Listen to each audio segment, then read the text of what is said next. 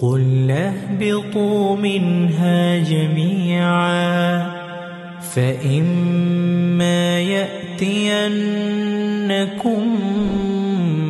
مني هدى فمن تبع هداي فلا خوف عليهم ولا هم يحزنون আমি বলিলাম তোমরা সকলেই এই স্থান হইতে নামিয়া যাও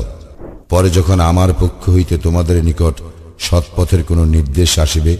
তখন যাহারা আমার সৎপথের নির্দেশ অনুসরণ করিবে তাহাদের কোনো ভয় নাই এবং তাহারা দুঃখিত হইবে না